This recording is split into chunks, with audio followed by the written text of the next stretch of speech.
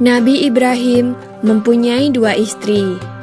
Istri pertama bernama Sarah dan istri kedua bernama Hajar.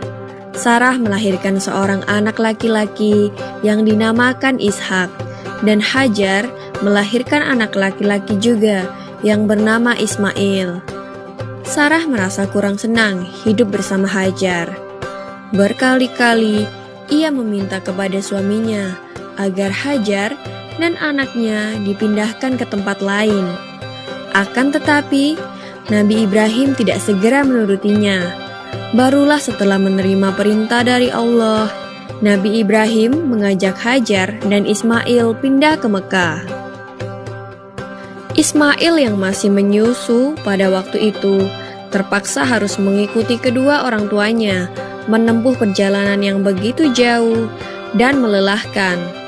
Hajar dan Ismail ditempatkan di daerah padang pasir yang tandus, sunyi, dan terik matahari yang menyengat kulit.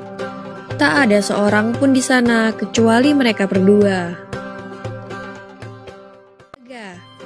Ternyata kehidupan istri dan anaknya itu diberi serba kecukupan oleh Allah Subhanahu wa Ta'ala. Hajar dan Ismail dianggap sebagai pemilik dan pemimpin di Mekah, karena mereka berdualah yang pertama kali menetap dan bertempat tinggal di sana. Demikianlah Nabi Ibrahim tidak dapat menahan kerinduannya. Ia pun berangkat ke Mekah dan bertemu dengan Hajar dan Ismail di padang Arafah. Anak dan istrinya itu sedang menggembalakan hewan ternak yang cukup banyak. Dalam perjalanan pulang ke Mekah, setelah menggembalakan ternak, mereka beristirahat di Musdalifah karena kelelahan dan akhirnya tertidur. Dalam tidurnya yang sebentar itu, Nabi Ibrahim alaihissalam mendapat wahyu melalui mimpinya. Ia diperintahkan oleh Allah untuk menyembelih Ismail. Anak kesayangannya itu harus dikurbankan sebagai bukti patuhnya Nabi Ibrahim terhadap Tuhannya. Seketika itu juga, Nabi Ibrahim terkejut dan berdebar-debar. Tampak begitu beratnya ujian kali ini. Ia pun akhirnya menguatkan hati demi rasa cintanya yang lebih besar kepada Allah Subhanahu wa Ta'ala. Ia juga pada akhirnya memberitahukan mimpi itu kepada Ismail. "Wahai anakku Ismail, dalam mimpi aku diperintahkan oleh Allah untuk menyerahkanmu sebagai kurban, dan aku harus menyembelihmu. Bagaimana pendapatmu, wahai anakku?" Kata Nabi Ibrahim. Ismail pun menjawab, "Wahai ayah, sekiranya itu perintah Allah, maka laksanakanlah apa yang telah diperintahkannya kepadamu.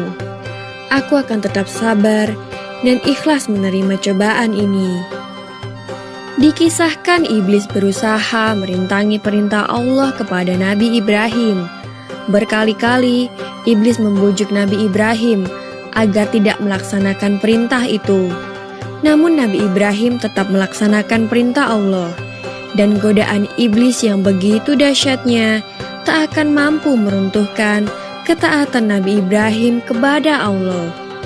Nabi Ibrahim membawa Ismail ke atas bukit.